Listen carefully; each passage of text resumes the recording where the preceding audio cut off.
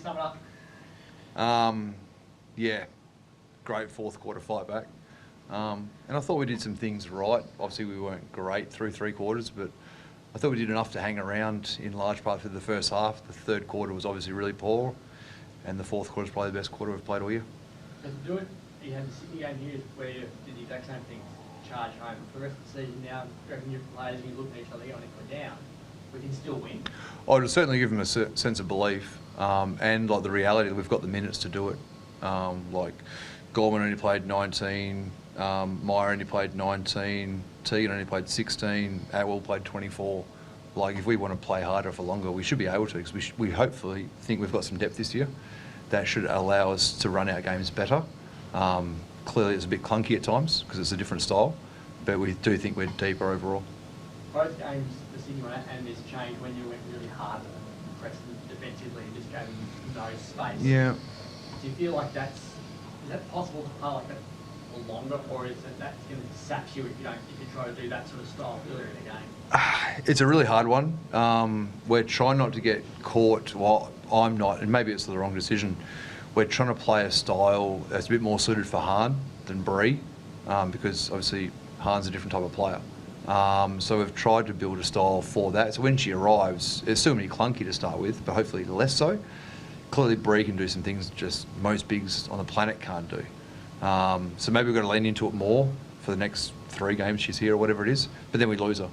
So there's certainly some questions to ask internally from a coaching staff like roundtable, like what's the best solution here long term? Because you're right, as soon as we got up and after teams, we've been really good.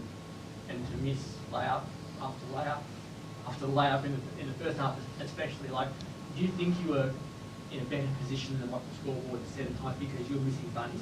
Yeah, that was my thoughts. I thought we got whooped in the third. I thought they beat us everywhere in the third quarter. And again, maybe I speak with some bias. I thought we played pretty well in the first half in large chunks. We just couldn't put the damn ball in the hoop. And I thought we got a lot of good looks. And then the first felt like 2.5, 3 minutes of the fourth. And it's like, okay, that was like 8 in a row. And then obviously eventually it turned on. But yeah, we haven't been able to put the ball in the hoop, and it's a problem we've got to fix. What's it feeling like when you're within this group now that you've done it twice coming from behind and held on in other games when you've been challenged? Like your fourth quarter ability to play that pressure is really good. Yeah, absolutely. And I think I watched a couple of those games from the sidelines early on, and it was pleasing to see that there's no quit in this group. It's really easy just to, we're down and out, and it's easy to just give up. But I've seen that from the sidelines, and then, I was out there as a part of it tonight. So it's really pleasing to see. And as Ryan said, we do have a lot of depth this year. So it's easy to be next man up mentality if you're out there giving your all, that you can get a sub, because we have a deeper team this year for sure. It's easy to have the belief in a newish group as you get later in the year. This is really early in the year still. So how are you developing that belief already with players who haven't necessarily played together? Yeah, I think that it's led by the team that we have on the court. Like, Maylee is never going to die, and I think we lead with her example. She'll die out there on the court, and it's easy to follow that. So it comes from the group that we have. There's no quit in this group. How do you enjoy playing with a mask? I would rather not play with a mask on. It was super annoying and uncomfortable, but it is what it is. And if it means that I can be out there and play, then I'll deal with it. You look like you've been in a boxing match. Like, your eyes are still black. Yeah. Your nose is still sore. Like, how are you feeling? Yeah, it's actually not that bad. The break wasn't that bad. It wasn't super disjointed, so I think I was lucky with that. So yeah, overall I don't feel that bad, and yeah, I got to play, so everything's well, and we won, so even better. So we thought Mila have to wear it for a while as well, a couple of years back. Yeah. Does it distort anything, or does it feel normal on your face? I wouldn't say it feels normal. This one is not custom fit to my face, so next week I'm getting one that's custom fit to me, so that'll fit me better and stay on more, I think. But I'll just deal with this one in the meantime until that one comes. Is that several by Tuesday? We have the next day? No. No. So you sort of wear when I get back, yeah. Yeah. So have you practiced much with it to get used to it? Like, or Yeah. you get given options you can put on your face to work out what's going to be comfortable? Yeah, I was given 4 different masks to see what one fit on my face better, and I had 3 trainings in it before playing tonight. So yeah, it wasn't the first time wearing it, which is good, but obviously it's a bit more intense in the game, so it was moving around a bit more and yeah, having to adjust it a bit. So it is what it is. And to do this today on a milestone yourself, like, does it mean more to get a memorable win when you're playing the milestone game? Yeah, absolutely. Yeah, really cool to come back from behind and get that win. Yeah, for my 251st game. But yeah, all the girls put photos of me in the change rooms and balloons and gave me a card, so I felt very loved. So yeah, very cool.